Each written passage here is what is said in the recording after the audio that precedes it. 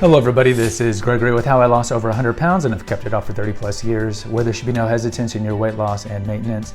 Today we're going to talk about the Bliss Point, the nefarious aspects of the Bliss Point, and how you can avoid the Bliss Point. Now before we begin, if you need help with weight loss, contact me through the Clarity FM link found here in the episode notes. Also check out my website, Naturopathic Earth, which has hundreds of articles and recipes. My podcast, The Awakened Man, which has been around since 2017. And lastly, if you appreciate my content, there is a link for PayPal. Now, many of you do know what the Bliss Point is. Maybe you've read a book on it. I think it's important to have a video on this. We did a video on food. I'll just say PORN because YouTube censors the first 30 seconds to a minute of a video to look for trigger words. But food PORN is when fast food and restaurants have commercials where they zoom in on the pizza being stretched out or on the blizzard or the french fries being thrown in, and all that is to elicit a response from you.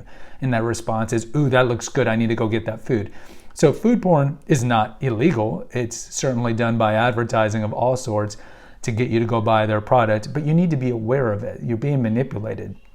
Just like we talked about in the episode on grocery stores, there's grocery store scientists who design grocery stores to manipulate you because they want you to buy as much stuff as possible. And this is why, as much as I don't like people who pay a little extra to have the takeout groceries delivered to your car, there is a certain amount of reason to that because you are being manipulated without even knowing you're being manipulated when you enter a grocery store.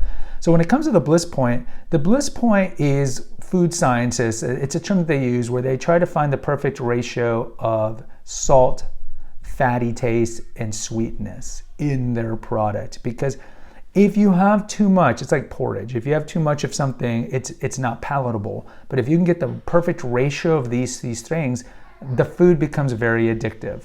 And so where do you find the Bliss Point foods, so to speak? Well, of course, it's the foods that you want to avoid, which are the middle aisle foods. And we talk about the middle aisle foods, why we want to avoid them. And it's the same reason why grocery scientists put the dairy in the corner of the grocery store on the opposite side as produce, because the middle aisle foods is where they make most of their money. Aside from like the already prepared dinners, they make tons of money off of that. But the middle aisle foods, your grocery stores, and of course the companies that make them like Kraft and Hostess, make tons of money because the food is way overpriced, and a lot of that is the packaging. You think of like, talk about ding dongs or Twinkies. A lot of those things are individually packaged so they can charge more for that. But the middle aisle foods are Frankin-Foods. They're not foods found in nature. This is why here we kind of prescribe to a paleo-esque diet, because that's what the body has evolved to readily metabolize. So if God didn't make the food, don't eat it. So all the wild-caught fish and grass-fed cattle, and of course nuts and produce and a little dark chocolate here, there, a little honey, all these natural things.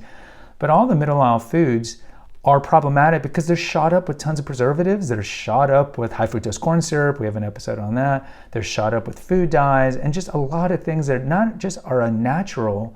GMO foods we talked about, unnatural, but they're just not good. They're not good. So with the middle aisle foods, this is where they can concoct, like Frankenstein, their perfect food that has this ratio of those three things. It's hard in just nature to find foods that have this Bliss Point of fat, sugar, and salt all perfectly done together. So you will combine some of these things, right? So people will like steak, for example, but then they'll throw on some sauce to it, or like my sinful pleasures. I love eggs. Eggs don't have a sweet taste to them at all, but then I'll put a little ketchup or something on it to give it a little sweetness. But the middle aisle foods, I mean, this is what they spend the big bucks and give the big bucks to the food scientists for, is to concoct these things. So examples of these, there's a lot of them, but look at chips, look at condiments.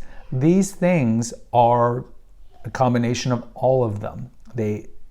Look at Cheetos or Pringles. There is a little sweetness to them. And certainly there is a salty to them, and they're very fatty. Look at peanut butter. We talk about peanut butter in the episode on items that have a hidden amount of sugar. Peanut butter has sugar, and it's addictive. If you try to, or if you go to a grocery store that has the natural peanuts that you can grind and they come out and and you get it naturally, you taste, you're like, this doesn't taste good because we're so used to all the sugar in it. So the middle aisle foods are a problem.